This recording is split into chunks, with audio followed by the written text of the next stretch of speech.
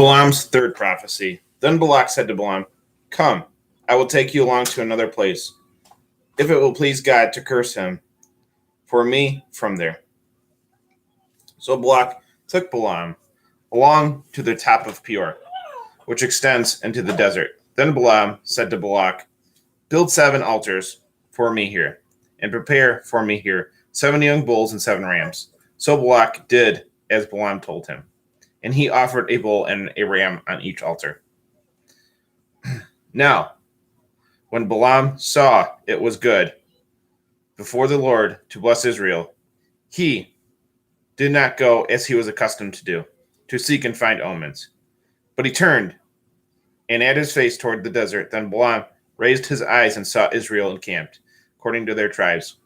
And the Spirit of God came upon them. Then he took up his parable and said, "Balaam, the son of Beor, declares, the man who truly sees declares, the one who hears the sayings of God declares, the one who saw the vision of God in a dream, a revelation seen by him.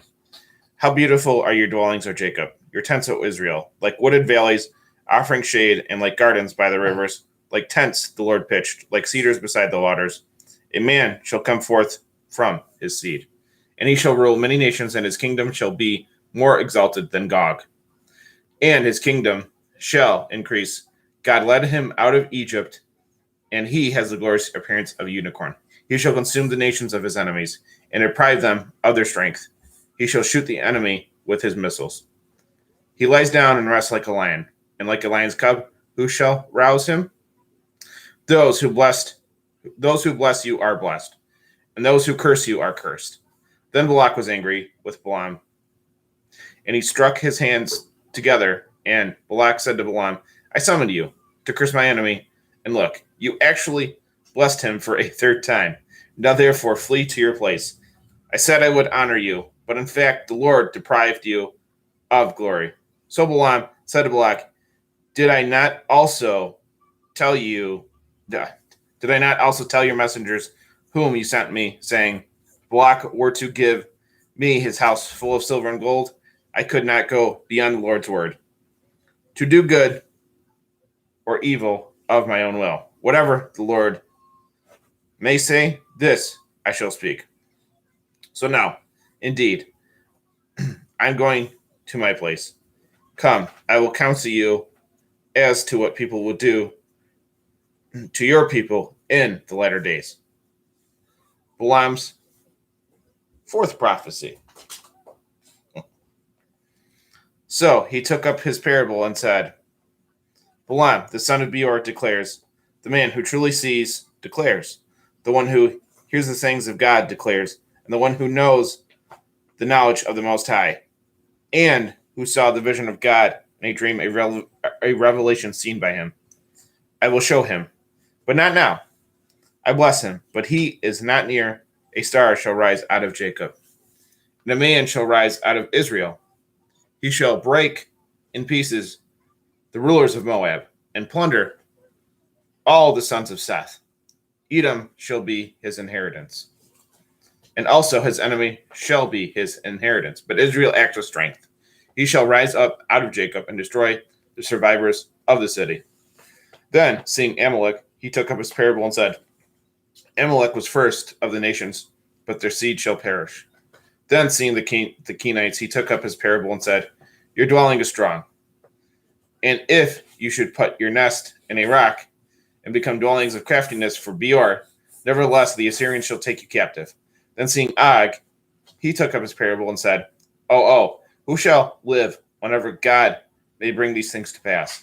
Now these things shall come to pass from the hand of the Kittians, and they shall also maltreat Ashur and the Hebrews, but they themselves with one accord shall perish. So Balaam rose and departed and returned to his place. Balak also went to his own place.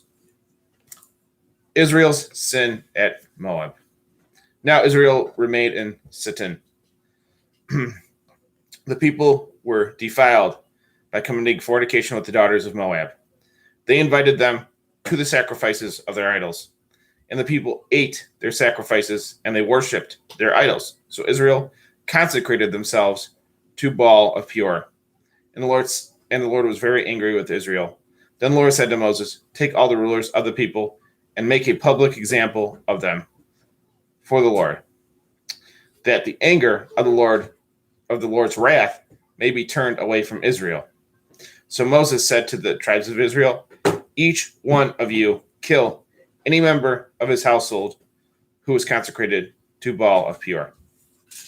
Now, behold, a man of the children of Israel came and brought his brother to a Midianite woman in the sight of Moses and all the congregation of the children of Israel. And they were weeping at the door of the tabernacle of testimony.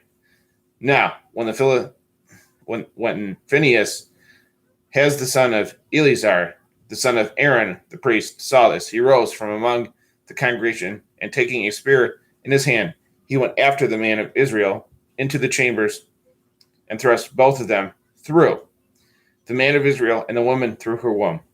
So the plague was stopped among the children of Israel, but those who died in the plague were 24,000. Then the Lord spoke to Moses, saying, "Phinehas, the son of Eleazar, the son of Aaron the priest, stopped my wrath from among the children of Israel, when he was zealous with my zeal among them, so I did not utterly destroy the children of Israel in my zeal. Therefore say, behold, I give to him my covenant of peace, and there shall be to him and a seed after him a covenant of an eternal priesthood, because he was zealous for his God, and made atonement for the children of Israel." Now, the name of the man of Israel who was struck down together with a Midianite woman was Zimri, the son of Salu, the ruler of a house of a Simeonite family. The name of the Midianite woman who was struck down as Cosbi, the daughter of Zur, the ruler of the nation of Amath, of the house of a Midianite family.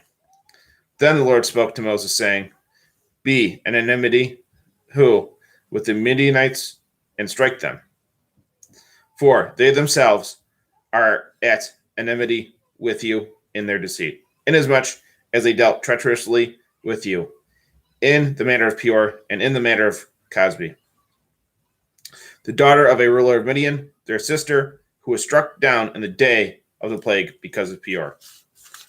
Notes from the previous page. 24:7. The man is the word who became flesh. John 1:14. He is true man and true God. He became man to bring man into his kingdom if they willingly follow him there. 24:9. In his burial, the man was like a lion resting in a cave. Those who bless this man are blessed, but those who curse him bring curse on themselves.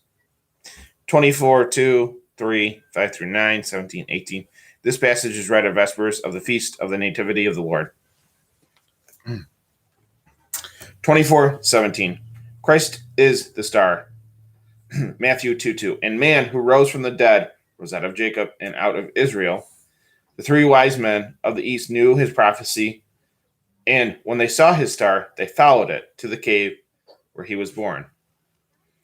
24:25. Balaam taught Balak to put a stumbling block before the children of Israel, to eat things sacrificed to idols. Revelations 2:14, see Numbers 31:16.